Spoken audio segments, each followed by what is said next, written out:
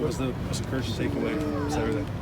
Well, the way they were responded, I thought there was some critical things. The goal line stand was pretty elite by the guys. And then we make a decision to go for it on fourth down, which was huge, gave us some momentum. And then coming out of halftime, I knew it was going to be a critical series. We were out first because they deferred. And then our kids, Micah and Giuliano, did a great job, got the ball out. And then it kind of snowballed from there.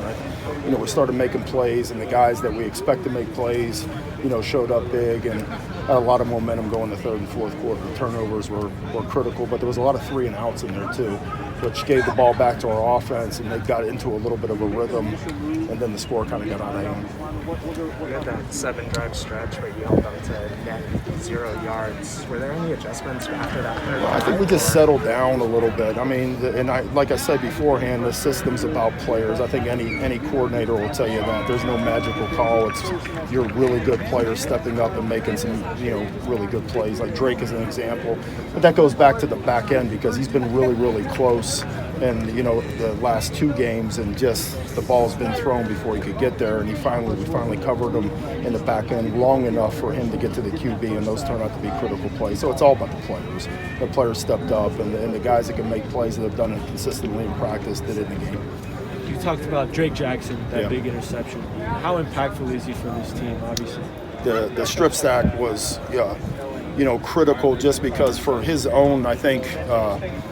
He expects to do a lot, and he's so close to it, but to finally finish one, and it was a really good play that got turned into a great play. That's what I liked about it, because a lot of guys would have just gone through the back of somebody and taken the safety, but he went for the football, and unfortunately, Tully, he was rewarded because he's going hard too. So those plays just help confidence, because sometimes you get in a little bit of a rut, and it's not his fault.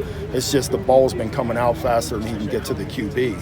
But now he's got an opportunity to continue on with that. And we expected that in the beginning of the year, but it's nice to see him get rewarded. He worked his tail off last week. His GPS numbers were as high as we've seen, and he was rewarded for it. You were going obviously with extra DBs last week. Yeah. When you're more in your base, how much does Caleb Bullock earn your role? Oh, he has. I mean, he's part of the crew now. Now it comes into is keep an eye on the guys in the back end, but we have to continually roll him. He's too dynamic. He's got such range, and you see the play he made on the sidelines. We saw that all fall camp, and just to see how natural he is. He plays beyond his age right now, so he's going to continue to play. And even our sub package and third down stuff, because of his range, you're going to see him a lot. Did he roll in multiple spots, or is he really fixed in one spot? No, he can roll in multiple spots. He's a really sharp guy, but the more space, the better off he is.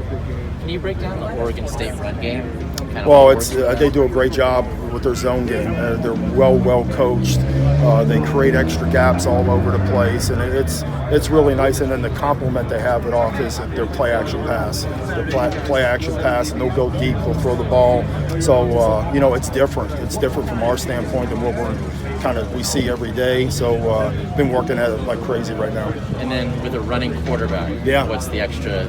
Well, it's from our standpoint, it's just making sure when we rush him that we contain him, and he's good, man. He's a tough kid. That's what I like about him. You see him like if there was a turnover, I guess I think it was Utah, and he a lot of QBs just sit there and kind of try to stay out the way. He runs right at the guy and tries to tackle him. So those are the guys that are dangerous. The guys that have the arm that can run, but also have the mentality too. And he's a really, really good player. Are you hopeful about Figueroa?